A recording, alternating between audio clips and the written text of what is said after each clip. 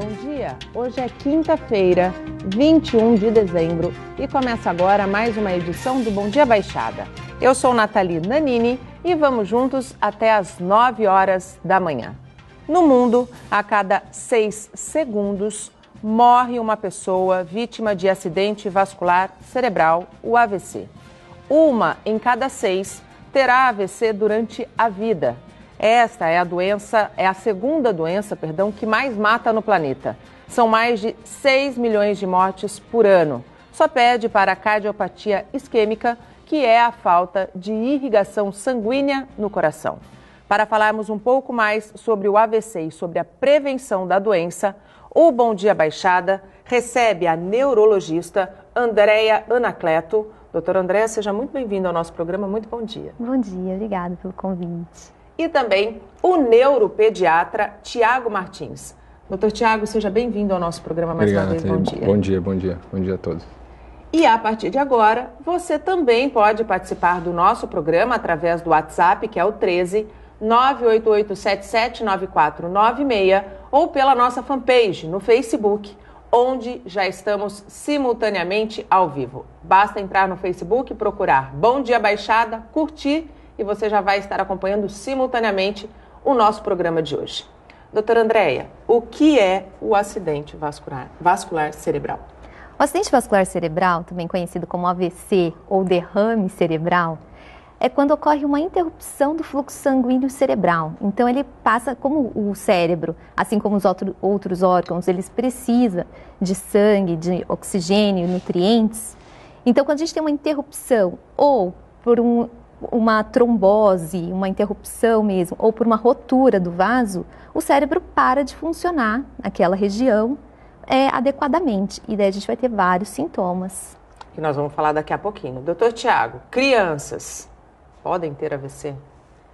Infelizmente podem. Né? Algumas crianças, elas, devido a alguma patologia prévia, como cardiopatia ou até doença do sangue, como anemia falciforme, elas podem vir a ter um acidente vascular encefálico, um AVC. Né? É até que comum. É bastante comum? Se a gente, estatisticamente, a gente tem de 2 a 8 crianças até os 14 anos, mais ou menos, entre 100 mil, podem ter pelo menos um AVC. Né, devido a alguma doença prévia, como cardiopatia e anemia falciforme, que são as mais comuns. No caso das doenças prévias, há como prevenir o AVC? Uma criança tendo uma cardiopatia, por exemplo, os pais podem prevenir que essa doença, vamos dizer assim, essa bomba relógio exploda? Com acompanhamento direitinho com o cardiologista, tomando as medicações que ele indica, pode ser prevenido. Não é certeza, né, que vai ficar sem ter e também não é certeza que vai ter. Ele tem uma chance de ter, né, porque algumas cardiopatias congênitas ou até adquiridas por uma outra doença podem vir a soltar, como ele falou, algum trombo, algum êmbolo que vai parar no cérebro e aí falta o oxigênio e aí falta o sangue e aí dá o AVC. Doutora, apesar de acontecer, infelizmente, com crianças, a gente vê relatos e pelos números que eu coloquei no começo do programa, atinge mais adultos, né? Existe um perfil traçado do adulto mais propenso ao AVC ou não? Ele pode atingir qualquer pessoa? Existe um perfil, sim, traçado. Então, pessoas hipertensas, homens, diabéticos sem controle, também hipertensos sem controle, pessoas com dislipidemia, ou seja, colesterol, estresse. O estresse, ele é de fato um fator preponderante para desencadear um AVC? Existe até alguns estudos em comunidades do Rio de Janeiro em que eles perceberam que o estresse vivido naquelas populações gera muito mais AVC do que nas outras populações, porque aumenta muito cortisol, aumenta muito adrenalina, com isso a pessoa vai ter mais hipertensão e pode gerar mais AVC. Então, sim. Quais são os principais sintomas? Eu começo com o Dr. Tiago. Ou são os mesmos quando a gente trata de criança e de adulto, os sintomas do AVC? São relativamente os mesmos, né? Por quê? Porque quando acontece o AVC, faltou sangue e oxigênio, nutriente no cérebro da pessoa, da criança. O que geralmente acontece? A criança deixa de se movimentar da mesma maneira de antes de acontecer o acidente. ou o braço ou a perna, geralmente os dois, né? Do mesmo lado, para de se movimentar da maneira adequada. Às vezes pode cair o nível de consciência, a criança começa a ficar mais quietinha, não falar tanto, começa a dormir, vamos dizer assim, e às vezes, em criança não é tão comum, mas às vezes pode ter uma dor de cabeça antes. Não é o mais comum, mas pode acontecer. No adulto, isso também são sintomas? São sintomas. O enfraquecimento dos membros da face, então braços, pernas, alteração de fala, alteração de deglutição, alterações visuais, o paciente pode perder a visão, pode ter uma turvação visual, então fica tudo mais nebuloso. Então todos esses são sintomas para o AVC. É uma doença silenciosa? Sim. Se a pessoa não se tratar? Se a pessoa não se cuidar? Se você pensar que assim, a hipertensão pode ser silenciosa, diabetes pode ser silencioso, então o AVC, quando ele acontece, a pessoa percebe, porque ela vai ter algum déficit neurológico, ou ela vai ter um enfraquecimento de um braço, uma alteração de fala. Por isso que hoje em dia a gente tem algumas regrinhas para orientar a população como identificar aquele AVC. Nos Estados Unidos tem o FAST, sim, e no Brasil nós traduzimos para SAMU, que para lembrar do SAMU. Então, é o sorriso, a gente pede para a pessoa dar um sorriso. Quando ela dá o sorriso, um lado está mais fraco. Então, a população percebe. Dá um abraço. Quando ela levanta os braços para dar um abraço, um lado está fraco, então vai perceber. E se você tiver essas duas, já ligar atenção. Agora, você pede para ela também cantar. Então, é música, né, o M. E se ela não consegue cantar, ou então falar uma frase, o céu é azul, ela vai enrolar essa frase. Ela não consegue montar a frase cognitivamente. Isso. 3 já sintomas, é sinal... ligar para o SAMU, que é a urgência, que é o U, então 192. As pessoas, elas têm consciência do risco do AVC ou ainda não, doutor?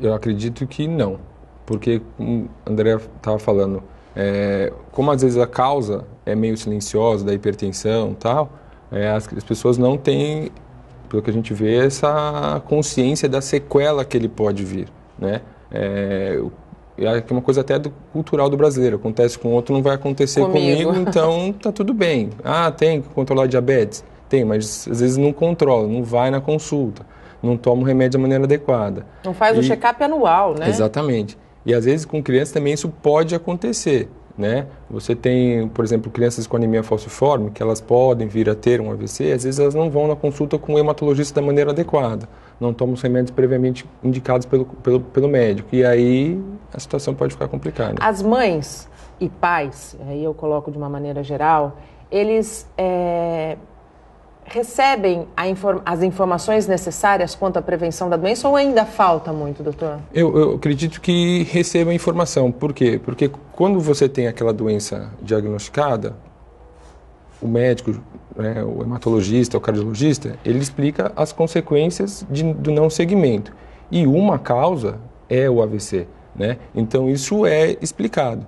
Mas como é uma coisa que pode acontecer e às vezes não acontece, então aí a situação fica um pouco nebulosa, não se fala, tal. Quando acontece, aí a informação é mais clara, porque aí aconteceu, viu, o vizinho teve, tal, e aí começa a falar sobre o assunto. Como a maioria das doenças que a gente tem hoje em dia em criança e em adulto também. Quais são os tipos de AVC que existem? Nós temos o AVC isquêmico e o AVC hemorrágico. O AVC isquêmico, quando ocorre uma interrupção do fluxo sanguíneo. E o AVC hemorrágico, quando a gente ocorre uma rotura dentro da parede do vaso sanguíneo. E o sangue extravasa para dentro do cérebro. Então, quando a gente tem uma interrupção, vai esquemiar aquela região, dando sintomas. Dependendo da região, vai ser o sintoma que o paciente vai ter. E no AVC hemorrágico ocorre uma rotura, que pode ser por hipertensão, pacientes hipertensos têm muito AVC hemorrágico, ou então por aneurismas rotos. E com isso também o sangue vai extravasar e vai dar vários sintomas também muito semelhantes. O mais letal é o hemorrágico?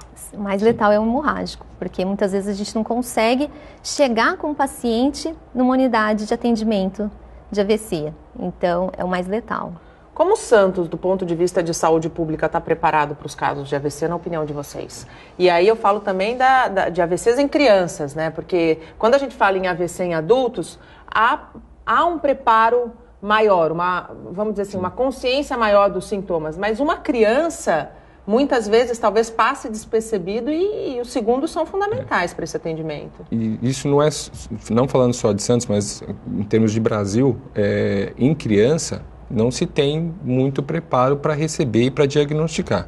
Demora o diagnóstico de criança, porque como a criança, ainda mais criança pequena, às vezes bebezinho, menor de 1 ano, ele não está falando, ele não se expressa, demora para poder chegar no diagnóstico de AVC. Pensa assim, está fazendo uma manha, tal, a criança está mais doente, pode ser febre, aí vai investigando um monte de outras causas e demora para poder ver que é um AVC, né? Então, se existe a dúvida, pode ser, tem que levar para o hospital, tem que passar no pediatra, o pediatra vê, para poder ver se é realmente alguma coisa desse gênero. E aí pedir exame de imagem, né? Exame complementar, porque aí você consegue fazer o diagnóstico específico de ser um AVC hemorrágico ou isquêmico ou de uma outra causa. Existem outras causas que podem dar uns sintomas parecidos com o AVC, né? Como ele falou, essa parte quando dá na face, um déficit na face, um desvio de rima que a gente fala, a criança pode ter e não ser um AVC. Sim. Você pode ter a paralisia facial, que é a paralisia de Bell, que dá só na face. E aí o membro, o braço, a perna não está comprometido. E aí é um diagnóstico diferencial de AVC.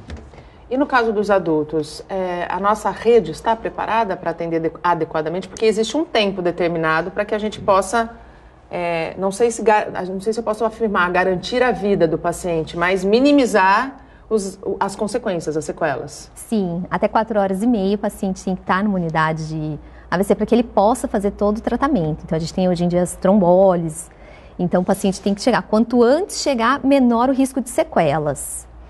E em Santos ocorre uma conscientização muito grande sobre AVC, principalmente porque nossa população é idosa.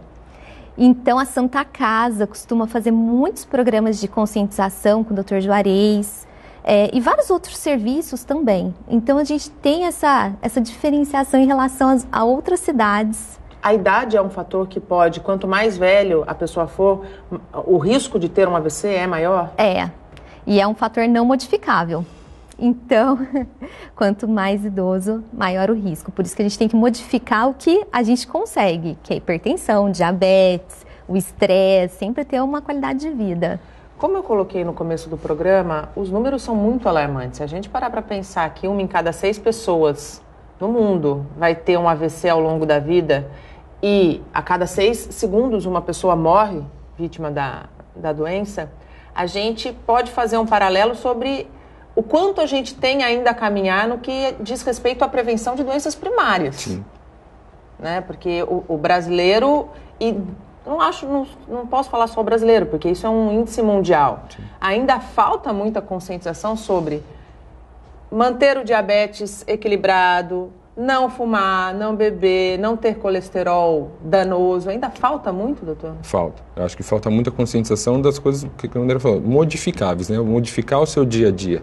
Atividade física, comer adequadamente, comer melhor, tentar não se estressar, a gente sabe que às vezes é difícil, dia a dia e tal, mas tentar fazer uma coisa mais regradinha, né? É muito difícil? É muito difícil. Não vou falar que é fácil, a gente não faz também, mas deveria. Por quê? Porque é uma coisa que você consegue modificar. Então, o que você consegue modificar, você tem que modificar para lá na frente isso não te cobrar. Doutora, uma pessoa que tenha tido na família, um pai, por exemplo, que teve um AVC, ela tem que se preocupar? Isso pode ser uma doença congênita? Ela tem que se preocupar, sim, em ter hábitos saudáveis. Então, se ela não fumar, não beber, tiver uma saúde equilibrada, praticar exercícios físicos, o risco é muito menor. Mas ela já tem uma propensão a ter o risco de um AVC. Isso é comprovado, há essa relação congênita, pode haver. Sim, porque geralmente o paciente que tem o pai diabético, muitas vezes ele se torna diabético, o paciente que tem o pai hipertenso, ele se torna... E tudo isso são fatores. Quando você agrega o tabagismo, nas mulheres o uso de pílulas anticoncepcionais... nós vamos falar sobre isso no próximo bloco. Pílulas anticoncepcionais também podem contribuir. Então, assim, sempre o ideal, vida saudável. Alimentação saudável. Alimentação saudável, prática de exercícios físicos. Exercício físico é o elixir da vida. Então, vamos aproveitar a praia, vamos aproveitar tudo que a gente tem em Santos. E no caso dos idosos, manter a mente sadia, manter a mente funcionando, isso é bastante importante, né, doutora? Muito importante. Estimular. Sim, sempre. A gente tem uma pergunta. Pode pôr na tela, por favor?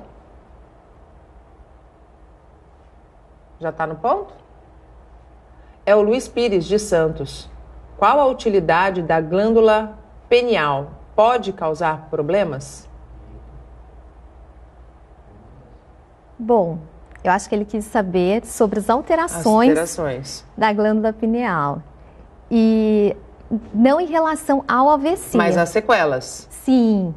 Então, a gente tem várias alterações que podem ocorrer e tem que fazer toda uma investigação, então faz uma ressonância específica, a gente vai avaliar e isso pode gerar várias alterações hormonais que podem levar a alterações, às vezes até um aumento do risco do AVC. Doutor, Tiago, quando a gente pensa em sequelas, nas crianças, as sequelas são mais severas ou não? Vai depender do tamanho do AVC, vamos dizer assim, se ele foi hemorrágico, se ele foi isquêmico. Não. Mas a criança, por ser criança, pela plasticidade neuronal tal, da idade, ela consegue se recuperar com uma facilidade maior do que o adulto, do que principalmente o idoso.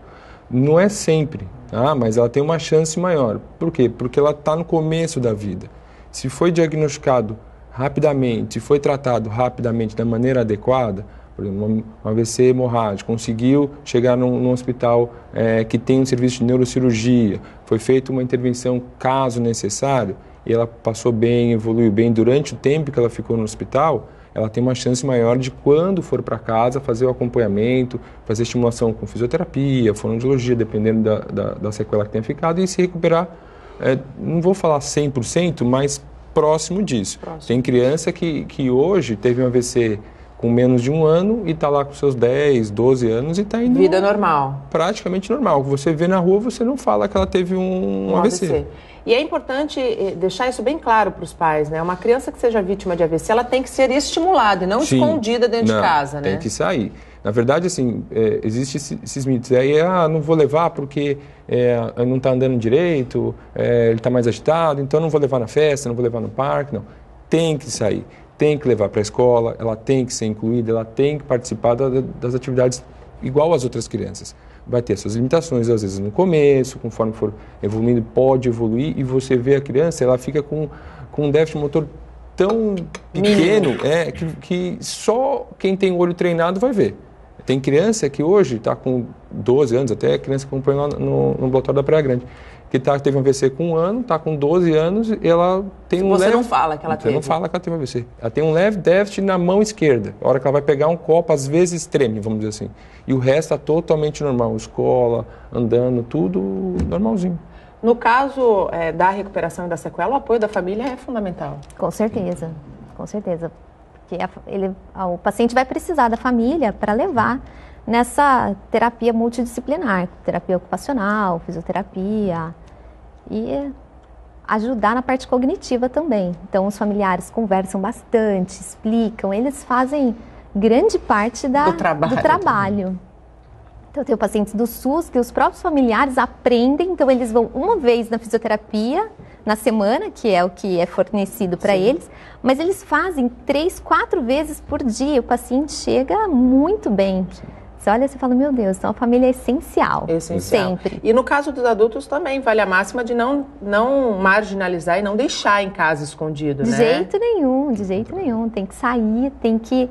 Principalmente porque para você reabilitar um paciente, você precisa tirar ele de casa, você precisa levar ele para passear, a parte cognitiva é importante. Então, para ele ir para a praia, conversar com outras pessoas e não ficar em casa. Escondido. Não dá, né? E abrimos o segundo bloco, dando espaço para as notícias da região. Começou a Operação Verão no litoral. Quase 1.600 policiais militares vão atuar na segurança da Baixada Santista.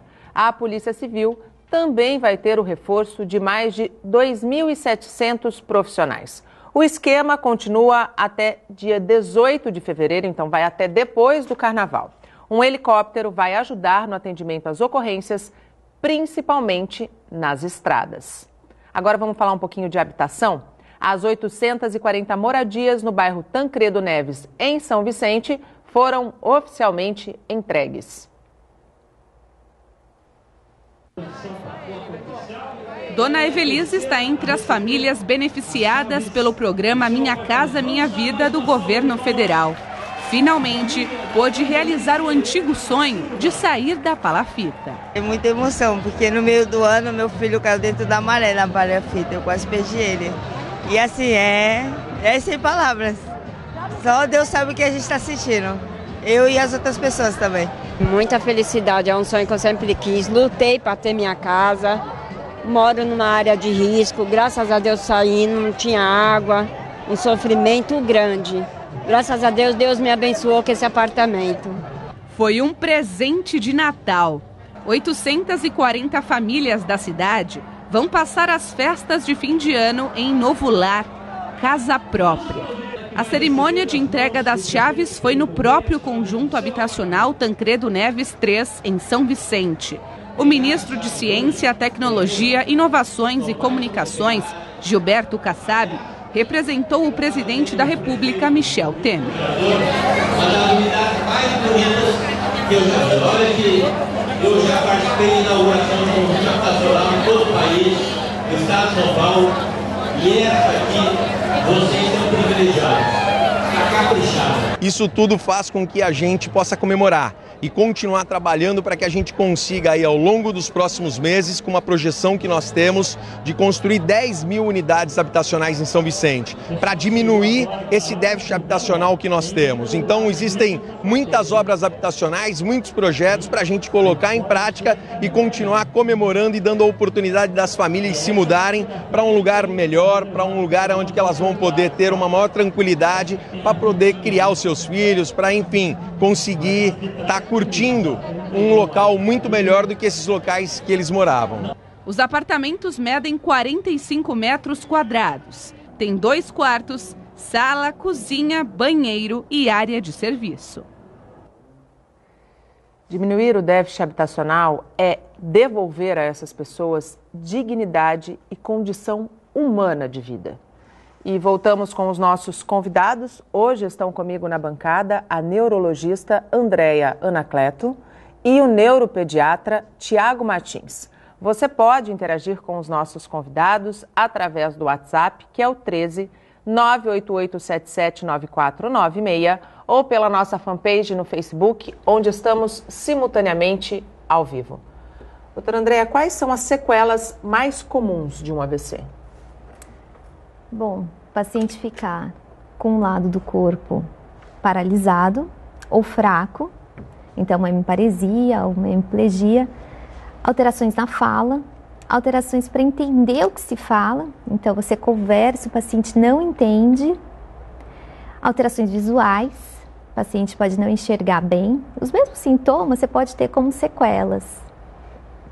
Que é a área do cérebro que está sendo afetada. Depende da área onde foi afetada. Então, a gente pode afetar qualquer área do cérebro. Então, dependendo, ele pode ter uma incoordenação. Mas isso sim, com a neuroplasticidade cerebral, a gente consegue reabilitar. E a gente não sabe o quanto vai melhorar, mas a gente sempre tenta chegar no máximo do paciente. E a medicina, nesse sentido, tem avançado bastante? Tem. Não só na reabilitação, que hoje em dia a gente tem centros excelentes, e o paciente é muito bem atendido, tanto no particular quanto no SUS, como também no diagnóstico e tratamento. Então, no diagnóstico, hoje em dia, os hospitais têm os tomógrafos para fazer a diferenciação entre um AVC isquêmico e um hemorrágico e, assim, organizar o tratamento. Então, a gente viu, há pouco tempo atrás, em Amapá, aumentou em 98% a mortalidade por AVC. Foram ver o que tinha acontecido, os 2 tomógrafos estavam quebrados. Então, hoje em dia a gente tem uma tomografia em cada hospital.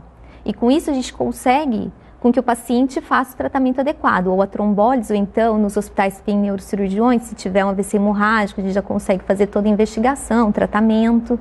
Então, com certeza... E do ponto de vista da cirurgia, houve avanço nos últimos anos? Sim, sim, a gente tem tanto o pessoal da neurocirurgia, a gente tem para os aneurismas rotos, a gente tem como fazer as angiografias, tem todo uma equipe especializada para isso, então sim, houve bastante avanço. Isso para as crianças também, doutor Tiago, do ponto de vista de tratamento, diagnóstico precoce, intervenção cirúrgica? Sim, como a Andrea falou, os hospitais hoje, eles com o avanço, né, da tecnologia, muitos já têm até ressonância, né, mas a tomografia hoje é o exame mais fácil e mais rápido para você poder fazer o diagnóstico de um AVC e diferenciar se é isquêmico ou se é hemorrágico. E aí você direcionar qual o tratamento mais adequado. Então, para a criança, isso também ajudou bastante, né? Aqui na Baixada a gente tem os grandes hospitais com tomografia. Praticamente todos têm uma tomografia e é fácil e rápido de fazer. Tomografia demora 1 minuto, 2 minutos. Muito diferente, né, da ressonância. Exatamente. A ressonância você demora 60 minutos para fazer o exame, né? E o acesso é mais difícil. Então, você faz o exame, viu o que você já sabe o que vai fazer. É hemorrágico? Tem um neurocirurgião? Você chama, ele vai lá e vai ver se é cirúrgico ou não e vai dar continuidade. E como o André falou, essa parte da reabilitação, no dia a dia a gente vê que até, sendo bem sincero, no SUS está até mais fácil de você reabilitar do que no particular e no convênio, né? A verdade é essa. Você tem centros como, por exemplo, o Luci Montoro aqui em Santos, que é um centro do governo do estado, sem fazer propaganda de ninguém, mas é um centro, tanto para criança como para adulto, que tem um trabalho excelente. Sensacional. Excelente. É né? verdade. Eles buscam a reabilitação e quando o paciente fica bem, ele estimula a ser inserido na sociedade, não quer que fique lá no Luci Montoro para o resto da vida, quer que melhore para poder a pessoa voltar para o trabalho, voltar para o convívio social, normalmente como tinha antes. Então, o Luci Montoro, a Praia Grande tem hoje o SER também, aqui em Santos também está abrindo o SER, então tem órgãos no governo, no SUS que estão fazendo um bom trabalho. É que às vezes o pessoal não sabe, mas não tem. Sabe. Tem. Não sabe. Eu acho só que falta procurar. Eu acho que é falta de divulgação e também falta um pouco de interesse, porque a informação ela está disponível, basta saber o canal certo que se procura. Com certeza. Né? Doutor, quando a gente fala de criança, o tempo o senhor falou que, e nós sabemos que criança, por ter células novas, a gente pode dizer assim, né, tem uma chance de recuperação muito maior, muito mais rápida. Quando uma criança ela passa por exemplo, uma intervenção cirúrgica em virtude de um AVC, depois disso, ela vai ter que tomar algum cuidado ao longo da vida ou não? Essa criança ela vai precisar de um acompanhamento, né? Ela tem que ter um acompanhamento, às vezes, no começo talvez mensal, depois às vezes a cada 3 meses, pelo menos, para você ver a evolução dela. Ela precisa ter um cuidado diferente, sim, ainda mais dependendo da causa do AVC. Né? Você tem algumas doenças, como tem uma doença congênita, a doença de Moyamoya, né? Síndrome de Moyamoya, que é uma malformação cerebral que a criança nasce, mais comum nos países do Ocidente, na população japonesa, que é uma malformação que isso vai ficar para o resto da vida. E ele tem que ter um acompanhamento direitinho. Por quê? Porque ele pode ter AVCs recorrentes. Ele vai estenosando e vai tendo sintomas recorrentes. Então, isso tem que ser bem acompanhado. Né? Uma pessoa pode ter AVC e nem perceber que teve? Pode. É mais raro, mas pode. Você pode ter o ataque isquêmico transitório, né? O AIT, por exemplo. Mas que é mais no leve. AIT ainda a pessoa percebe que teve. Dura menos que 24 horas os sintomas, mas ela percebe que teve.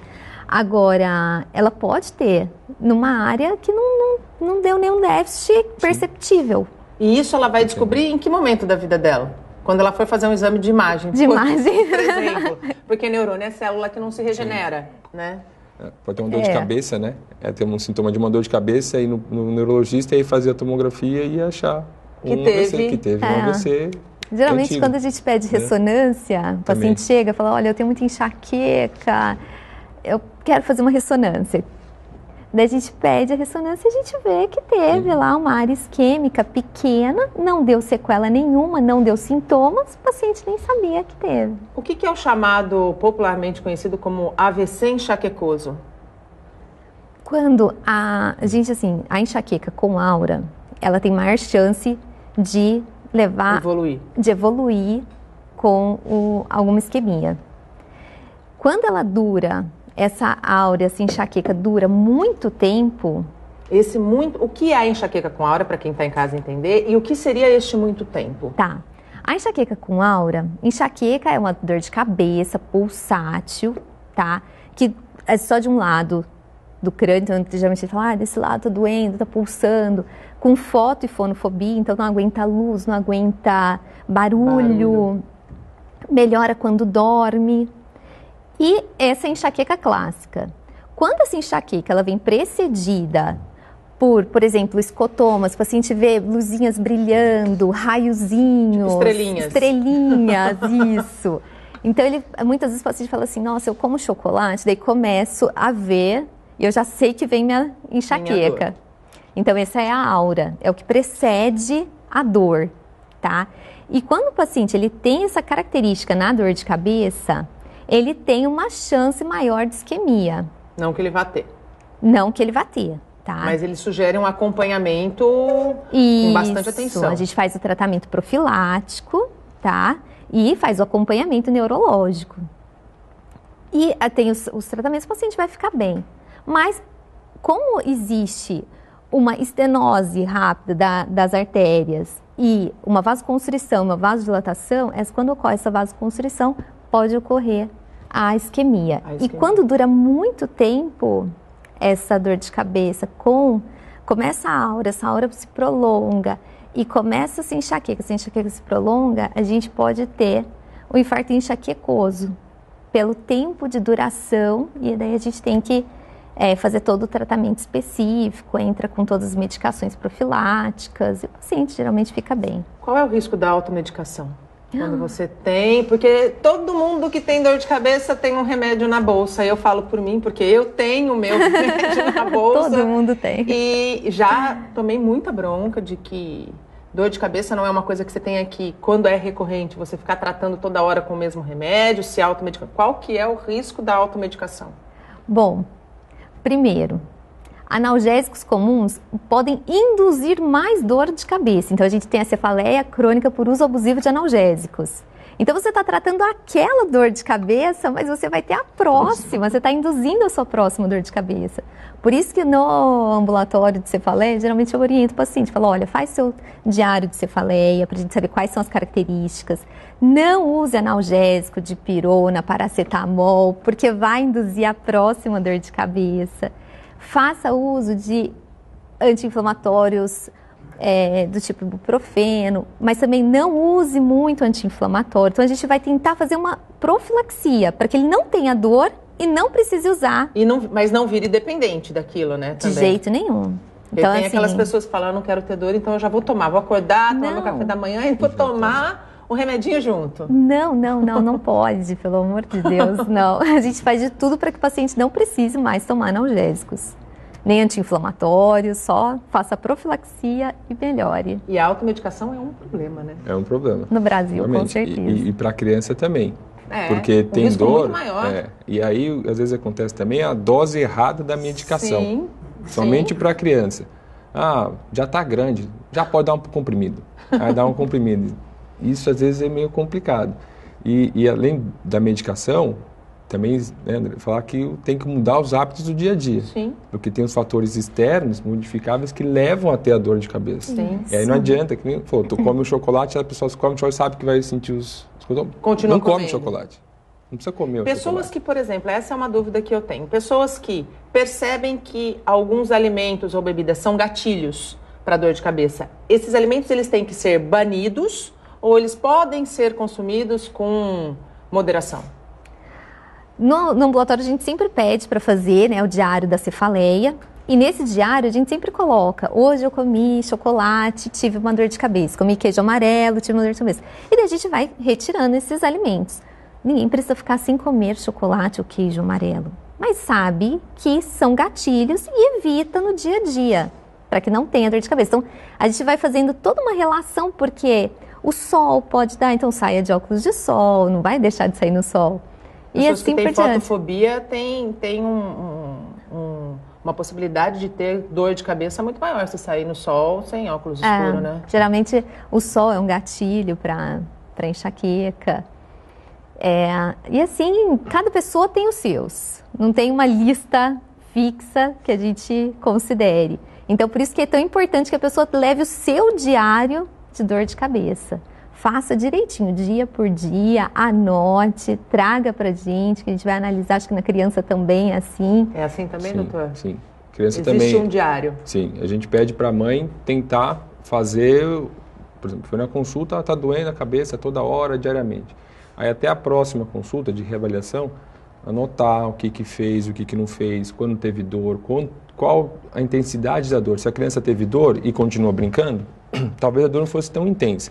Teve dor, aí teve que dormir, não conseguiu mexer nos seus brinquedos lá, que infelizmente hoje tem celular, tablet, essas coisas aí. Essa hiperestimulação, ela pode ser prejudicial também para quem tem o perfil de ter dor de cabeça, enxaqueca, enfim, pode ser prejudicial? Na criança, sim. A criança que passa muitas horas ou um tempo excessivo em celular, tablet, computador, televisão, ainda mais se desliga um e vai para o outro, eu vou descansar. Desliga a televisão e vai para o tablet. Mesma coisa. Não descansou.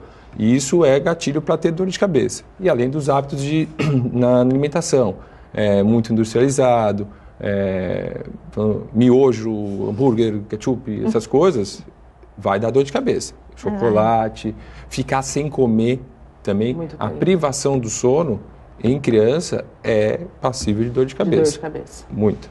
A criança que, por exemplo, relata que está com dor de cabeça para a mãe ou para o pai, ela merece atenção nesse relato? Merece. Porque, falando bem a verdade, criança dificilmente mente.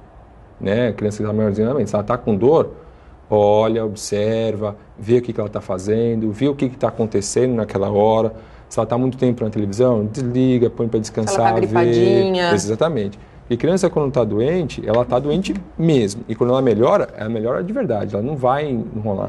Adulto, a gente tem esse mau hábito de tentar enrolar todo mundo. Mas a criança, ela não mente. Se ela falou que está com dor de cabeça, provavelmente ela está com dor de cabeça. Tem que olhar. Existem alimentos que são mais propensos a dispararem uma crise de dor de cabeça? Existe um estudo nesse sentido? Sim, existe. Mas, como eu disse, assim, cada pessoa tem os seus. Às vezes eu posso comer um alimento industrializado e não ter dor de cabeça, outra pessoa. Por isso que é tão importante individualizar o tratamento. A questão, por exemplo, do uso de refrigerantes, cafeína em excesso. A cafeína é um veneno? Bom, a cafeína, ela pode ser o vilão e pode não ser. Porque ela ajuda a potencializar também os analgésicos na hora de tratar. Você pode ver que existe cafeína em muita composição de remédio. Então assim, ela é um vilão? Para muitas coisas. Ela consegue potencializar os analgésicos. E eu tenho muitos pacientes no ambulatório que chegam e falam assim: doutor, eu tenho dor de cabeça só de domingo. Mas por quê? Porque eu trabalho até sábado e tem café. Chega domingo em casa, eu não faço café, eu tenho dor de cabeça. É tipo como se fosse uma dependência? Sim. O organismo criou uma dependência da substância, a gente pode dizer isso? Muitos pacientes, eles sentem essa falta da cafeína. Tem pessoas que relatam e crianças que relatam, por exemplo, a soneca da tarde, né? Quando você tem o sono. E tem pessoas que dormem, tiram uma soneca da tarde, ou uma criança que dorme à tarde e acorda com dor de cabeça. O que seria? Como que a gente pode explicar isso? É alguma reação do organismo que precisa de atenção, no caso de criança e no caso de adulto também? Sempre levar em consideração a qualidade do sono, né? Então, uma soneca à tarde, ela até serve para relaxar, mas você tem uma qualidade de sono. Então, pacientes que não têm um sono tranquilo, não faz todas as fases do sono, tablets, smartphones, isso são péssimos para o sono, porque a partir do momento que você tem aquela luz, você se estimula. Você estimula e você perde totalmente aquele ciclo circadiano que você tem que fazer todos os dias. Sim. De tá à noite, eu tenho que dormir. Tá claro, eu tenho que ficar acordado. A hora que você coloca aquela luz, seu organismo fala assim, tá claro, eu tenho que acordar. E daí, em seguida, você adormece. Você não vai fazer o ciclo normal do sono. Quando você acordar, talvez você não esteja tão bem pode gerar várias alterações imunológicas. Eu, por exemplo, sou um exemplo disso. Eu não consigo dormir de tarde. Meu marido lá em casa dorme, que é uma beleza. Aí ele fala, dorme também. Eu falo, eu não consigo dormir porque eu acordo com dor de cabeça. Você está dormindo na hora que está claro que é para você ficar acordado. Nós não fomos feitos para isso. Então eu estou certa, viu, Peterson? Você que está errado no caso de crianças. É a mesma coisa. Porque a criança hoje, com os smartphones e tal, eles têm a tendência de usar ele de noite, aí apaga a luz do quarto e fica lá no celular. Fica até tarde. E aí o que acontece? A privação do sono. Ele dormiu pouco, porque ele vai acordar no outro dia cedo para ir para a escola. Então, que ele dormiu 9, 10 horas de sono, dormiu 6, dormiu 5. Aí vai dormir de tarde para poder compensar o que não dormiu à noite. Não resolve. Aí acorda com dor de cabeça. Exatamente. No caso das crianças é preciso rotina. Exatamente. E aí quem vai lá no consultório, no ambulatório, a gente fala. O ideal é 9, no mais tardar 10 horas da noite, estar dormindo. Esse é o ideal. Mas sempre... E também não tem qualidade de sono, exatamente, né? Tem que dormir à noite. A noite foi feita para dormir. Se ele não dorme de noite, não descansou. A rotina, no caso de criança, é muito difícil de estabelecer, mas lá em casa a gente conseguiu. E eu vou te dizer, 10 horas dormindo, dorme perfeito. 12 horas direto e acorda perfeito. E passa o dia muito bem. Sim. Eu acho que o esforço lá atrás valeu e o resultado a gente colhe agora. Com certeza absoluta. Se você não ensinou, ela não vai aprender. Se ela não vai aprender, quando ela vai crescer, ela não vai fazer. Ela vai fazer cada vez menos. A gente vai chegar na adolescência, vai dormir cada vez menos, vai cada vez mais ter dor de cabeça. Vai procurar um ambulatório de cefaleia, de enxaqueca e vai virar paciente. Da doutora Andréia. E chegamos ao último bloco do programa. Hoje falamos sobre AVC, o acidente vascular cerebral. Estão comigo na bancada a neurologista Andréia Anacleto e o neuropediatra Tiago Martins. Ainda dá tempo de você interagir com os nossos convidados através do WhatsApp, que é o 13 988779496, ou pela nossa fanpage no Facebook, onde estamos simultaneamente ao vivo. Eu abro esse último bloco, até pelo tempo reduzido que eu tenho, 7 minutos apenas, dando espaço para a participação do telespectador. Pode pôr a pergunta na tela, por favor? André Lousada de Santos. A dor, dependendo do local que se sente na cabeça, tem algum significado diferente? Bom, são vários tipos de dores de cabeça, né? A gente tem a enxaqueca, as cefaleias tensionais, então a gente precisa, a localização ajuda a gente a diferenciar, porque cada um é um tipo de tratamento. Então, pacientes que chegam falando, olha, começa aqui, a dor vai subindo, é a típica cefaleia tensional, que é muito comum hoje em dia. E a enxaqueca, que o paciente chega e fala, é um lado só, dói muito, fica latejando. Então, com certeza, ajuda a gente a diferenciar, tem as hemicrânias paroxísticas, ajuda a diferenciar para melhorar o tratamento e a profilaxia. Quanto mais detalhes o paciente oferecer ao médico dessa síndrome, melhor. Melhor, com certeza. Tem mais uma pergunta, pode pôr na tela. Não tem? Ah, dona Alexia, vai pagar o café depois que acabar o programa, viu? Vai acabar o café, vai pagar o café. Vamos voltar aqui. Com relação a gente falou no primeiro bloco rapidamente a questão da interferência ou da relação direta de anticoncepcional e de reposição, imagino, hormonal. Isso para as mulheres pode ser um fator desencadeante de AVC? Sim. Por quê? Nos anticoncepcionais, nós temos o etilenoestradiol, tá? Então, a gente tem o estrogênio, né? Então, não conhece. Nos anticoncepcionais, o etilenoestradiol, o que ele faz? Ele inibe, ele destrói os inibidores naturais que a gente tem da coagulação. Então, para que a gente não faça tromboses, o nosso organismo já produz esses inibidores. Com isso, o etilenoestradiol vai lá, retira esses inibidores naturais. O que acontece? A gente fica mais propenso a ter esse AVC, tromboses, entre outros.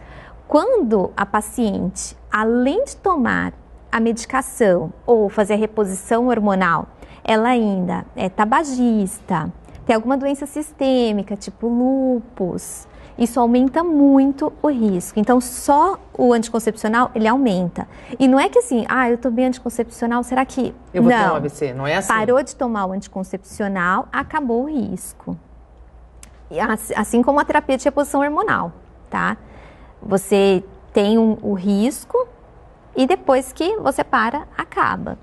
E lembrar sempre, né? Quem usa anticoncepcional, não fumar, ter uma vida saudável, praticar exercício para todo mundo. Isso é importante. Isso vale para todo mundo. Isso. Doutor Tiago, mulheres grávidas que durante a gravidez adquirem a diabetes gestacional. E aí a gente entra naquela questão da importância do pré-natal.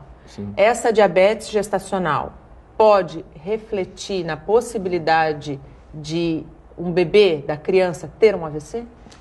A chance é muito pequena, tá? A diabetes, ela faz o gestacional, geralmente o bebê nasce grande, né? Nasce um bebê giga, que a gente fala, grande para o tempo de gestação que a paciente está. Mas não existe uma relação tão precisa em diabetes e AVC no bebezinho. Mas as malformações que às vezes acontecem durante a gestação ou uso de alguma medicação, por exemplo, tem alguns antiepiléticos, a paciente que é epilética e ela está gestante, ela pode ter. Tem alguns remédios que podem levar a ter um sangramento no bebê quando ele nasce e ser um sangramento sugestivo de um AVC.